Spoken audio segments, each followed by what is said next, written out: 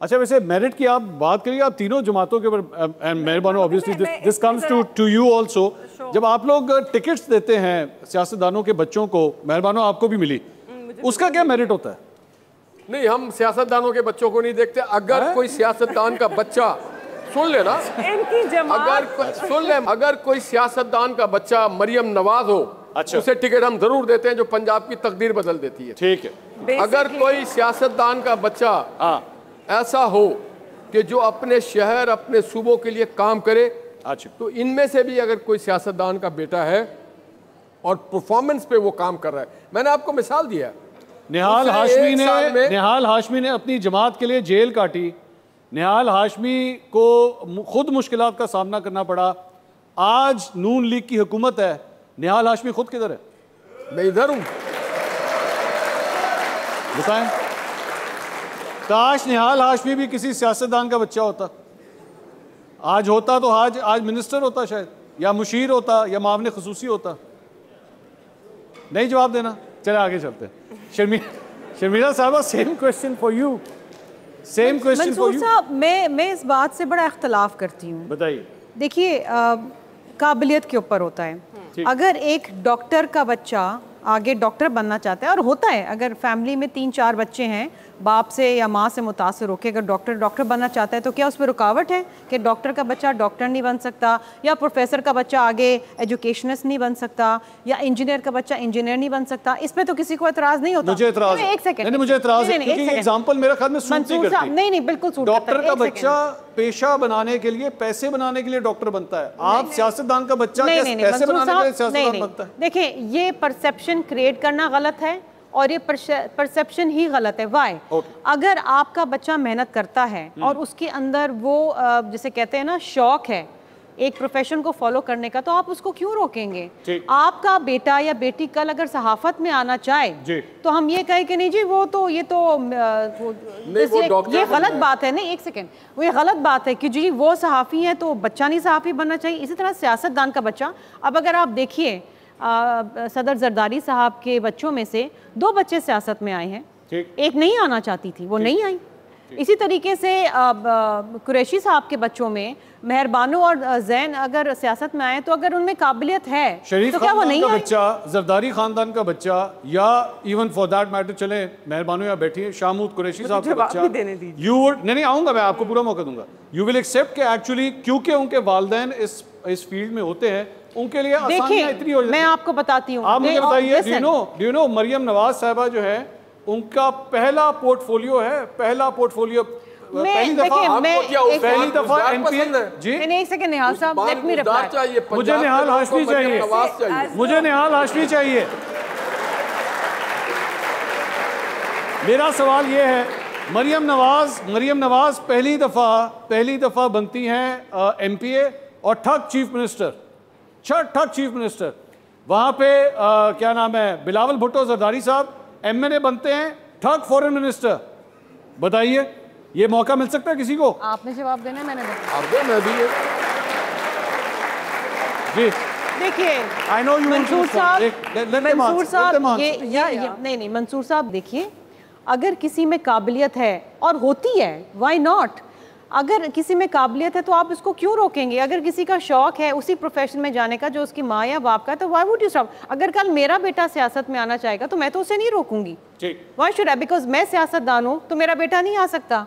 दूसरी चीज़ ये है कि हाँ, डेफिनेटली थोड़ा एज होता है, बिकॉज माहौल घर में ऐसा होता है, पार्टी में बेहतर एफिलिएशन होती है, डेफिनेटली एज होता है। आप अगर डॉक्टर हैं और आप अगर किसी इंस्टीट्यूशन के किसी अस्पताल के हेड हैं, यस, आपके बच्चे को एज होगा कि he will probably get a better job, लेकिन इसका मतलब ये नहीं कि उसमें काबिलियत नहीं है। इस तरह कभी एतराज़ मैंने नहीं सुना कि जी एक एक्टर का बच्चा एक्टर क्यों बन गया, एक डॉक्टर का बच्चा डॉक्टर क्यों बन गया। हमेशा एतराज़ होता है जी मौरूसी सियासत, अगर सियासतदान है तो उसका बच्चा सियासतदान।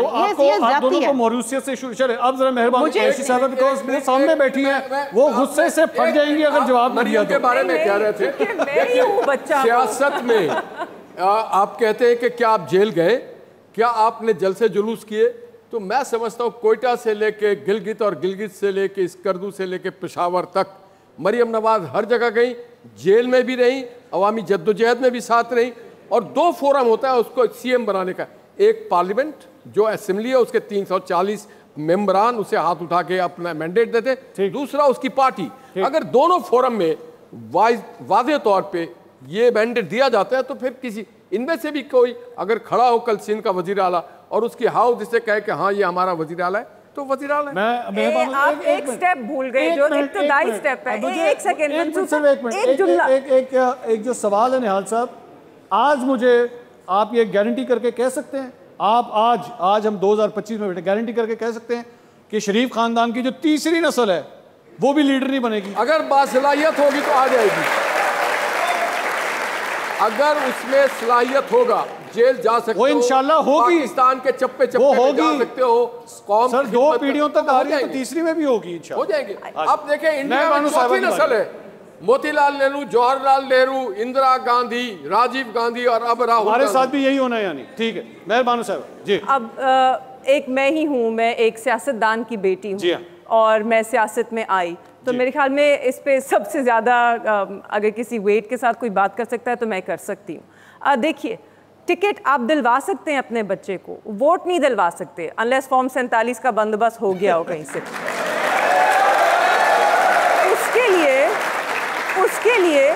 उसके लिए काबिलियत का होना ज़रूरी है, उसके लिए मेहनत करना ज़रूरी है। देखिए, वोट आपको, आपका जो कंस्टिट्यूएंट है, वोटर है, वो आपको मुफ्त में नहीं देता, वो आपसे काम लेता है, वो आपकी काबिलियत देखता है। तो अगर आप कामयाब होते हैं इलेक्शन में, वो आप अपनी मेहनत से होते हैं, तो उसमें कोई हर्ज नहीं है। अब इसमें एक डिस्टिंक्शन है, बात यह है कि टिकट लेके आप मेंबर ऑफ पार्लियामेंट बन गए या आपने एक इलेक्शन कंटेस्ट किया, आपके हल्के वालों को आप पसंद आए तो उन्होंने आपको वोट दिया।